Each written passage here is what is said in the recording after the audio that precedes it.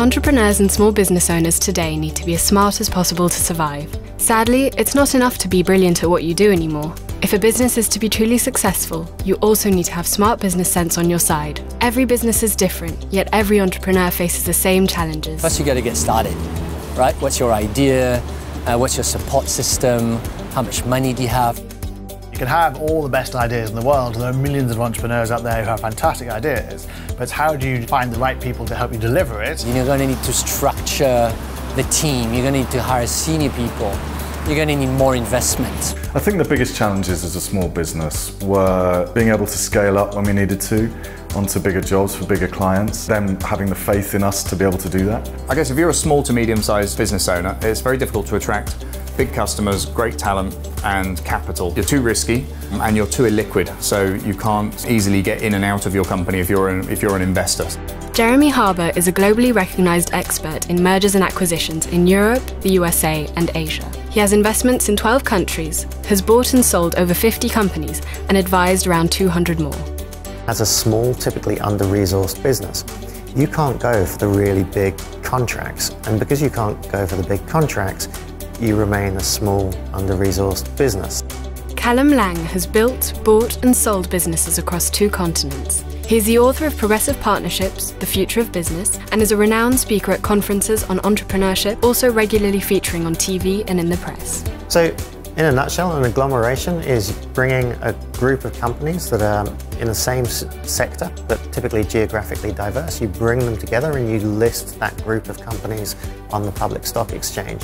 The twist that we've introduced is that rather than try and merge all those companies together, we keep them independent. We allow them full control over their business.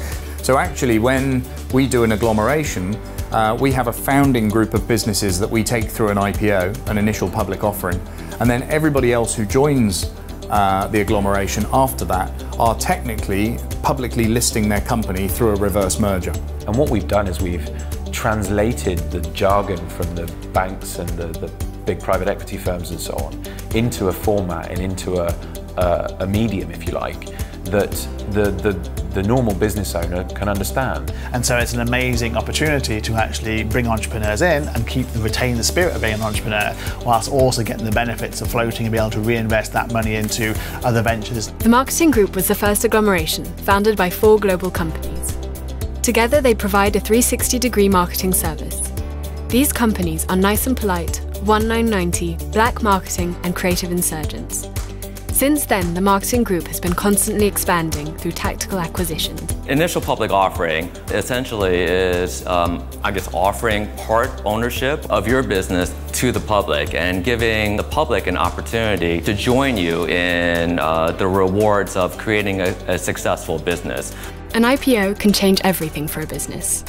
A carefully orchestrated one can add instant value. As an entrepreneur, we all grow up dreaming about doing an IPO. What it does is it gives you access to bigger brands that are more scalable. You get access to all of these different skill sets, which is more enticing for some of the global market brands. Another benefit is really the ability to acquire other businesses, so to grow by acquisition. And that's the most amazing thing, seeing value in other companies and bringing them into the journey.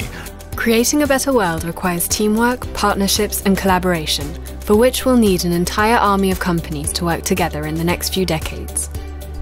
All of a sudden, you're not necessarily alone in this big bad world of trying to build your businesses. The great thing about the Marketing Group is that it's lots of different talented people within one sector, where each one of them is bringing a strength to the table. We're pitching on a large tourism board, for instance, with Nice and Polite from London.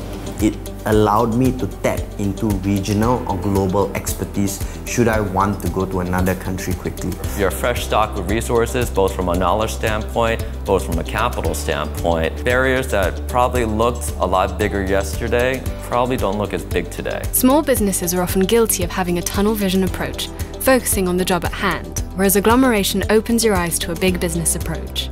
I think that the board's really interesting. So when you join the agglomeration, you sit as peers with other business owners around the world. Another interesting aspect of the agglomeration is that you can gain a board you couldn't afford. The board of the marketing group is made up of the company's CEOs, as well as experts from the Unity group. Because you make up the board, you also make the rules. The board really is an enabler. It's an enabler for growth for each of the businesses that are part of the agglomeration. There is really no downside if I'm the person making the rules, because I always was the person making the rules, and now I'm doing it with a team of people who know what they're doing. I think TMG have got the model right in terms of not being intrusive and being very, very proactive and actually allowing the founders to keep on growing their business, but supporting them as and when they need to. You're now turbocharged. You've got the big engine, you've got the team that's rooting for you to do that. One of the biggest draws of agglomeration is the financial side. Well, there's an immediate financial benefit. You have public liquidity of your value. Of course, they've done phenomenally well with the TMG stock. We listed it at €1 in early June, and now by end July, it closed at €7.2 last night. No way on earth would I have sold the company in any amount of years for the amount of money that the shares are now currently worth. Your freedom is what has made you the business you are today. Agglomeration gives you all the benefits of an acquisition without compromising you, your business, and the way you want to run it. If anything, it's more like you are acquiring a big business.